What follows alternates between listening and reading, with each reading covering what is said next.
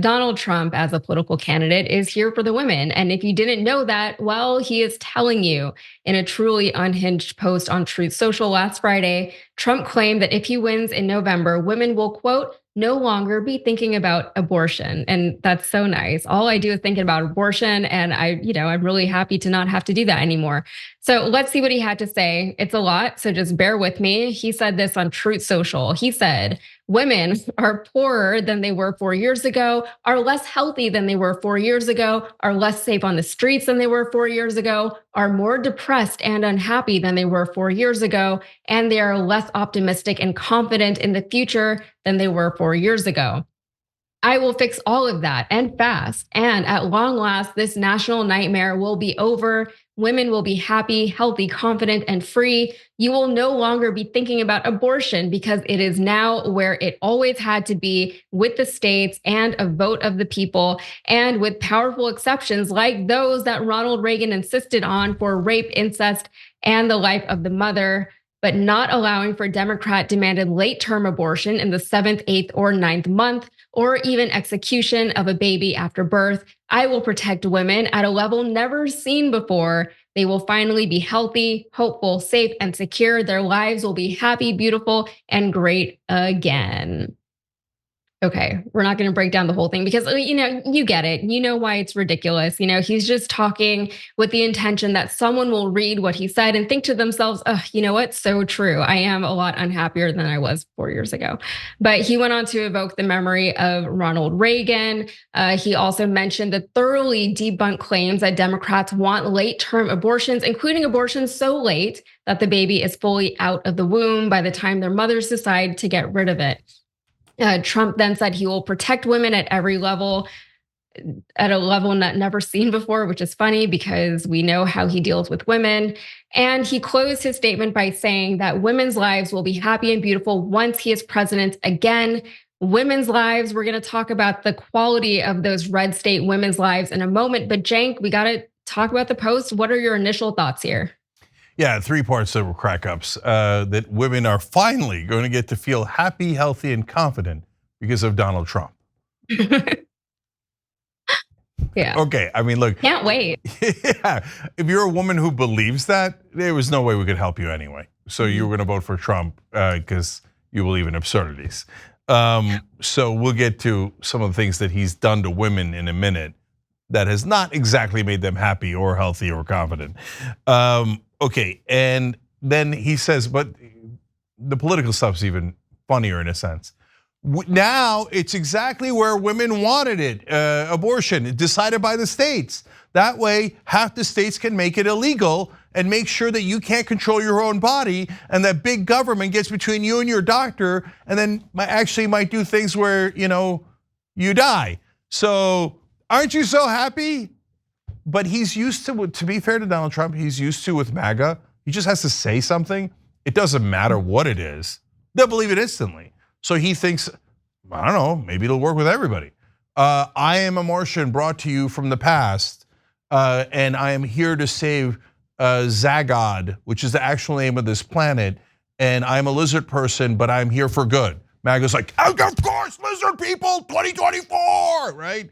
So when he says he's going to make women happier and that women wanted to be restricted on abortion in all the red states, I don't know, maybe some MAGA women will agree and think, oh yeah, that's the alternate reality I live in. And the last one from the statement is, of course, they're executing babies after they're born. Name one baby that has been executed, that has had a post-birth abortion. There was a governor and we're taking his quote and misinterpreting it and yeah, I didn't think so. You don't have a single case of it. If you believe that there is post-birth abortions where they just simply execute the babies after they come out, you're a lunatic. So get counseling. And that's one of the presidential candidates. That's not just like, oh, I know, but to be fair, of course, there's gonna be crazy people on either side at the extremes, and that's part of his base, but that's not fair. No, he's saying it. He's the lunatic. All right, yeah, it's back to you. All right, so let's see how things are actually going for these women in red states. Texas was one of the first states to implement sweeping and extremely restrictive abortion laws the minute the Supreme Court overturned Roe v. Wade, and they're trying to make things even more miserable for women here in Texas. This is from the New York Times, and it says that the lawsuit that is being brought right now by Attorney General Ken Paxton takes aim at federal privacy rules, including one enacted this year that Ken Paxton called a backdoor attempt at weakening Texas laws. He's referring to Ken Paxton as suing the Biden administration because they want to be able to track women who travel out of state to obtain abortions. And by out of state, I really mean, out of the deep South, because I would have to travel at least a few states over before I could find a doctor, not limited by state imposed restrictions here in Texas. And traveling out of state is really one of the only options that many women in red states have, because look at what's happening in Texas. This is reporting from NBC, and it says that there has been a dramatic rise in pregnant women dying in Texas after abortion ban. Exclusive analysis finds the rate of maternal deaths in Texas increased 56% from 2019 to 2022, compared with just 11% nationwide during the same period. Wow. It's terrifying out here. The analysis was conducted by the Gender Equity Policy Institute, or GEPI, using publicly available data from the Centers for Disease Control and Prevention. Nancy Cohen, the president of the GEPI, explained the findings, saying this. She said, "There's only one explanation for this staggering difference in maternal mortality. All the research points to Texas's abortion ban as the primary driver of this alarming increase. Texas, I fear, is the harbinger of what is to come in other states."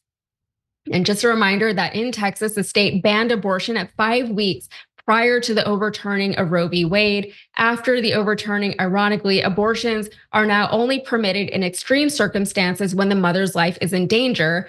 Problem is, a lot of times women have to suffer immensely before doctors are able to claim that her life was in danger, sometimes to the point of damaging her reproductive organs to the point that she can no longer conceive a child in the future. And the reality of these abortion bans that is less obvious in stats and data points is that plenty of women who want to have children in red states are now reluctant to do so out of fear that should something go wrong, they won't have access to the care they would need. Dr. Leah Tatum, an OB-GYN from Austin, said that she's seeing many women in their late 30s and 40s who, even though they would like to have children, worry they wouldn't have an option to end the pregnancy if it turned out that the baby wouldn't be born healthy. What happens if I end up with a genetically abnormal fetus? Tatum said her patients have asked her. They worry their options are limited, she said. But as I mentioned, this is happening all over the country in the dystopian red states. In Georgia, similar stories. Candy Miller was afraid to seek care amid Georgia's abortion ban, so she stayed at home and died. This is reporting from ProPublica. It says Candy Miller's family said she didn't visit a doctor due to the current legislation on pregnancies and abortions. Maternal health experts deemed her death preventable and blamed Georgia's abortion ban.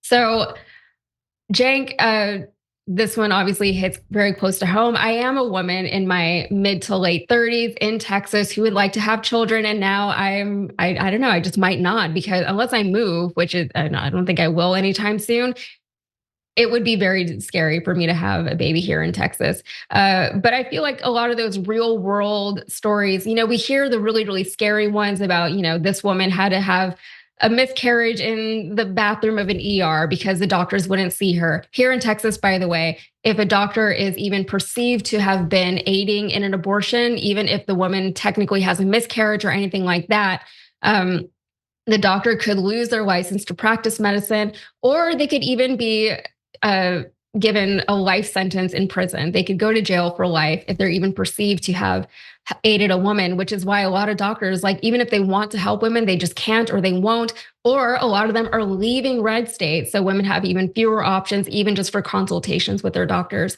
So it really is a big, scary problem.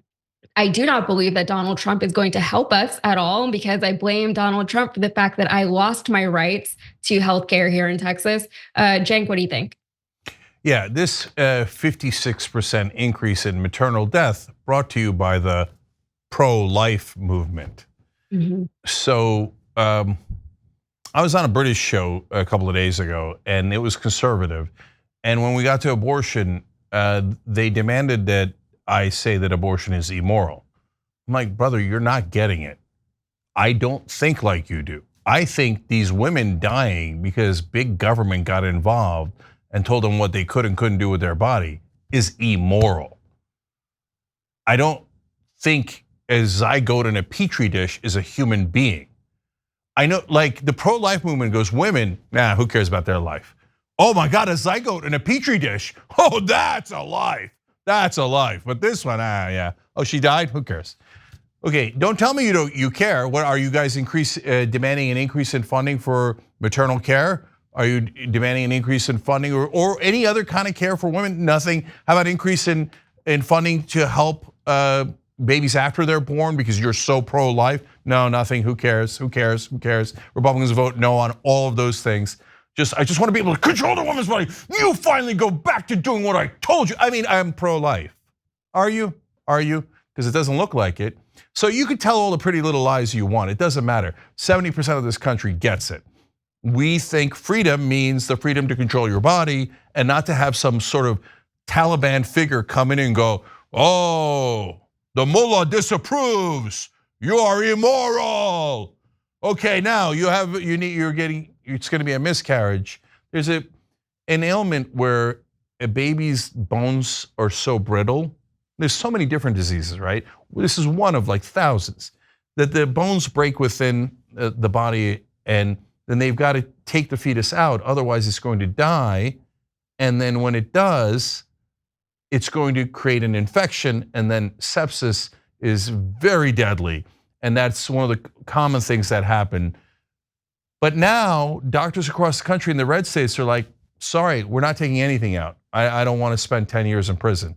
So, but wait, it might kill her. Yeah, it might, but I'm not going to do it because these are actual like, and I don't mean like normal mullahs. I mean fundamentalist, lunatic Taliban mullahs going, no, no, let her die.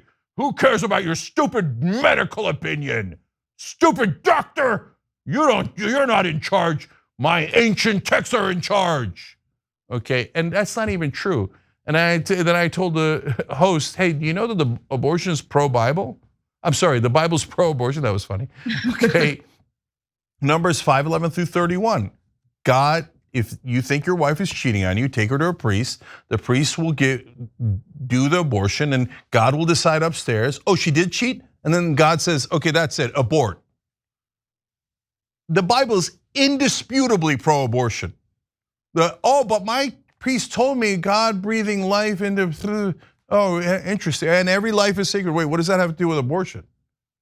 Doesn't have anything to do with abortion. Whereas Numbers 5:11-31 directly says God will do the abortion for you if you think your wife cheated on you. Don't believe me? Go ahead, pick up any Bible. Not my Bible, pick up your Bible. Read Numbers 5:11-31. So the whole thing's a lie.